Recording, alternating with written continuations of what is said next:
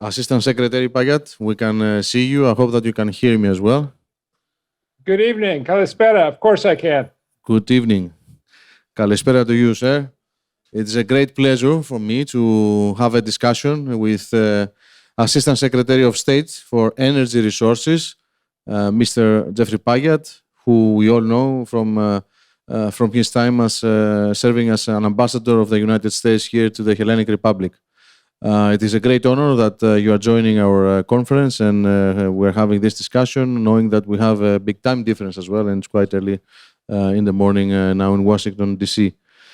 So with this, I will go straight to the discussion that we have.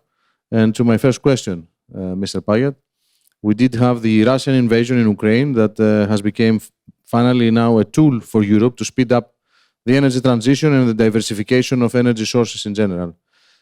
How do you see that the USA will further expand its collaboration with Greece and its neighboring countries, especially the Balkan countries, in a key area for the broader, what we call Southeast Europe?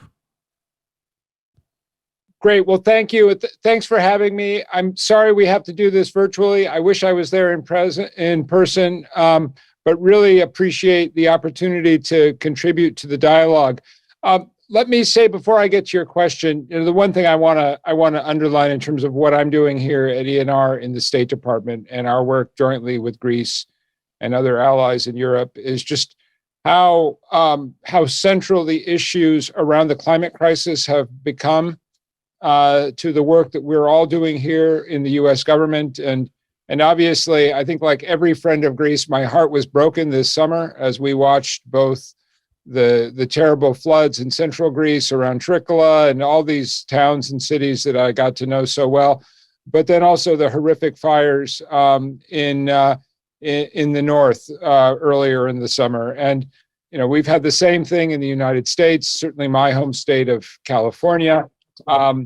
Just the first 8 months of 2023, we had 23 separate billion-dollar weather and climate disasters, highest number ever recorded. So we have to work on this. What ENR does, what I do is focused on attacking two problems simultaneously. One is the energy transition and the climate crisis that I talked about, and the other is energy security, which you asked about. I'm enormously proud of the work that the United States has done in the past 18 months since Russia's invasion of Ukraine. I talked a lot about these issues when I was still ambassador in Athens.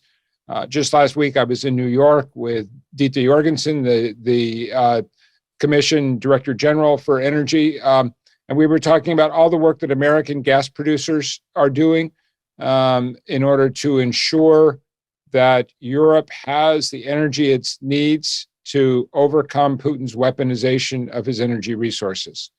The United States has become the world's largest LNG producer.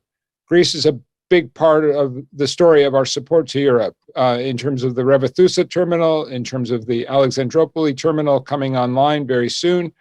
But what I would really underline is the commitment of American energy producers to being strong partners for Europe. And I was very interested to read Director General Jorgensen's comments yesterday in the Financial Times, where she talked about the years and years of demand that she anticipates in the future from Europe for American LNG. And US markets are responding to that. Our LNG production capacity, our liquefaction capacity here in the US will grow by 50%, 50, by 2025. The United States is now unassailably the world's largest LNG producer, but we're also intensively engaged with our European partners, and we have a task force that meets periodically, not just on issues of gas supply, but also on efficiency. And this is less of an issue in Greece than it is in parts of Northern Europe, but all the work that can be done on heat pumps, on better insulation, on smart thermostats, on efficiency in terms of industrial deployment of gas. I remember, visiting the Mytilineos facilities, for instance, and the work that they're doing with GE on both high efficiency turbines, but also using GE enabled technology to ensure the maximum efficiency of their aluminum manufacturing processes. So that's the kind of thing where we're going to work together. Of course, also a big part of my job remains the work that we do on diversification of energy sources and routes. I was just in Rome talking to DESFA when I was in the region as well, talking with SNAM, talking with all of our partners around the Southern Gas Corridor, which has proven to be a great success. And then also the work that we've done with your neighbors to the north. I was just meeting this week with the energy minister from Bulgaria, talking about how satisfied everybody is with the success of the IGB, but also the work that's ongoing. I met day before yesterday with the Deputy Prime Minister of North Macedonia. We're absolutely committed to driving forward the Greece-North Macedonia gas pipeline as well. So this is a very, very strong area of transatlantic partnership, and I'm especially proud of the work that we've all done to lay the foundation for a really remarkable energy alliance between the United States and Greece. Mr. Pyatt, moving away from the energy security topic, what do you think that the key technologies or infrastructure projects that the US will focus on, especially regarding clean energy technologies, while we're talking about the green energy transition? No, well, thanks for that. And I'll say two things. Doing my job at this particular moment in history, the most important thing that's happened in the United States over the past year has been the implementation of the Inflation Reduction Act, which has created a huge acceleration of our energy transition. $36 billion a year of federal money over 10 years, so $360 billion total. Add to that the infrastructure bill, and you get to more than $500 billion in federal money, which is supercharging our energy transition, stimulating new investments in green hydrogen, in solar deployment, in carbon capture and sequestration. So these are all the technologies that are available to us, but you also see a very rapid acceleration of innovation. So new battery storage technologies, new solar technologies like concentrated solar. Our approach is all of the above. We need to drive innovation across all of these different areas. And I will say again, this is an area of obvious synergy with Greece. I was very proud during my time in Athens, all the work that we did, for instance, with Advent Technologies on their work in Patras, but also their involvement with White Dragon and Green Hippo, and the work that's being done by Greece on green hydrogen. I've discussed this also with the Bulgarians, who are also very interested in their hydrogen, their green hydrogen story as well. So I think you're going to see, and to the west in Italy as well, the Italian government has made a major commitment to clean hydrogen as part of their decarbonization strategy for hard-to-abate sectors like steel, like concrete, but also to use as a replacement for fossil gas in energy infrastructure. So I think we're just in the early days of this transformation. But what's clear here in the United States is that the energy transition is unfolding much faster than markets had initially anticipated, in part because of federal government policies, in part because of market demands, and in part because of the innovation and the work that's being done at laboratories across the United States, but also in Greece. This is a point that we could definitely benefit on this side of the Atlantic in Europe from the innovation that takes place in the United States, but also learn a few things of how to enable with these legislative, let's say, initiatives that have taken place, help the market grow faster and accelerate the transition, because some of the fiscal and tax incentives that have been given in the United States seem to be far more efficient, if I may say, than what we see with other measures here in Europe. For example, for manufacturing PV panels in the United States, in order for us to counter a little bit the measure of having this huge dependency of the actual equipment and raw materials that we need for the transition only to China. So this is a big issue and a big thing for Europe as well that should consider much stronger. Moving to can I say on that issue, I think there's also a role for Greece here on the clean technology supply chains, especially this area of critical minerals. My team here at ENR spends a lot of time trying to build international coalitions as we confront exactly the issue you pointed to. The massive increase we are going to see in demand globally for energy minerals. Cobalt, lithium, copper, nickel, zinc. So Greece has some of these minerals and some of these resources, and we are focused not just on the extraction, not just on the mining, but also on the processing. The refining. I had the same conversation again with the Bulgarian energy minister, and I think Southeastern Europe, to include Greece. Greece, of course, has thousands of years of history in mining.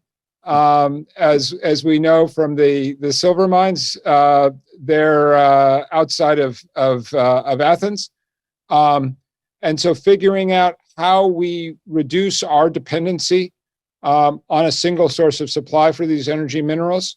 It's a challenge in Europe. It's a challenge in the United States.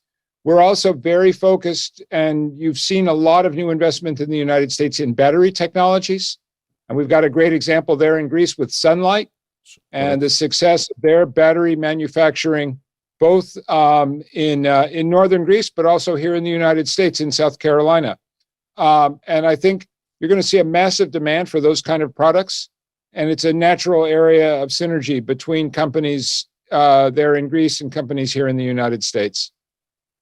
You're very right. And as a final question for our discussion in respect of the time that we have, I will switch again to the LNG topic. We see Europe preparing for the winter, beginning of this winter, with the highest level of gas reserves that we had in our storage tanks. But last year, we have seen a lot of LNG cargoes coming from the United States. And there is a continuous effort from the EU to diversify its energy sources in general, as we have discussed before. So what would you expect in this area, considering the forecasted strong demand from Asia? Do you see that there will be heavy competition with Europe? And how would the market react in conjunction to what you said in terms of the capacity that is being built up or liquefaction capacity that's been built up in the United States? No, well, great question. And let me tell you, speaking of Greece, I use my marine tracker app all the time as I'm traveling around the world. Every time I'm at a gas processing or gas handling facility, I'm pulling out the app to see where the ship is coming from, where it's going to. And of course, a lot of those LNG carriers are owned by Greek ship owners. So Greece plays an outsized role in the global LNG supply chain. That global supply was severely disrupted last year by Putin's weaponization of his energy. Of course, the first victim was your immediate neighbor, Bulgaria. And I remember meeting with the Bulgarian government when we were all in Alexandroupoli in April for the inauguration of the FSRU construction. And just the deep concern among Bulgarian officials about where they were going to find the gas, how much they get through Revithusa, how would they get contracts. Clearly, the market has stabilized dramatically. The price has come down. You've seen that the common buying platform that former Commissioner Šefčovič has been leading on has been very helpful to stabilizing that dynamic. American gas producers do not benefit from these extreme price swings. Most of the profits from those extreme spikes of last year came or went to trading companies, including European trading companies. So we want to see a stable, reliable, secure market that is not dependent on Russia. From that standpoint, and again, Director General Jorgensen's comments in the FT yesterday are really important, and I would commend her remarks to everybody. We see a market in which the United States and American gas producers are responding to the demands that are coming from the marketplace with new investment in additional liquefaction. am not overly concerned about returning demand from Asia because of the additional capacity that we see coming on stream in the United States, but also in Qatar. I've had the opportunity to visit the Ras Laffan complex, which is an extraordinary, represents an extraordinary concentration of productive capacity and capital, including a lot of American energy company capital. So we're gonna continue to work on, importantly, how we drive down the carbon intensity of that production. So working on things like methane capture, carbon sequestration, and abatement. We are going to encourage dialogue between American producers and buyers in Europe. And I'm confident that the United States, as we have done over the past year, is going to continue to overachieve in terms of what our producers are able to deliver to help address European energy security. There's a very clear understanding here in the United States, in the Biden administration, that Europe's energy security is a core component of national security. So this decoupling from Russia that has happened is a huge contributor to Europe's security. I'm also very confident that that decoupling is permanent. That is to say, nobody is ever again going to look to Russia as a reliable energy supplier. I was in Rome 2 weeks ago. As I mentioned, I was very encouraged to hear from both government and industry there the determination not to go back to Russia as a source of supply and the understanding of how dangerous that would be. I also think you're going to see a continued evolution of the European debate about Russian LNG. And I think we are all agreed that our goal is to reduce the revenues which Russia receives from its oil and gas resources, which means, as we've committed as part of the G7, to steadily reduce our exposure to Russian energy exports. The United States has been quite clear on that. We have also been clear in terms of our determination to use our sanctions regime to reduce Russia's capacity for future energy. So, for instance, you saw recently our announcement of sanctions against the Arctic LNG 2 project. That reflects how determined we are to make sure that Putin is not able to continue to use his energy resources in the future as a source of the revenue that he uses to pursue this awful and illegal war. Assistant Secretary Pyatt, being mindful of time, I would like to thank you very much for your intervention in our conference. And I would like to make a final comment for our discussion that we are very lucky, both the United States of America and Greece, that you are dealing with this portfolio of topics from your position because of two main issues. One, you have the deep knowledge of the topic of energy, and I personally have this opinion from the years that we know each other, and we have exchanged a number of times on this topic, but also because of you are very knowledgeable about the area, about our country in Greece, because you have lived here for a number of years, and you know exactly what needs to be done and how it can be tackled, so we can have a good outcome in the end and a successful outcome. So thank you again. Well, thank you for having me. It will not surprise you to hear me say that Mary and I miss Greece terribly. I look forward to getting back to Athens before long. I had a wonderful opportunity last week in New York to catch up with a lot of Greek friends, including, importantly, Deputy Minister Papadopoulou and Deputy Minister Fragogiannis.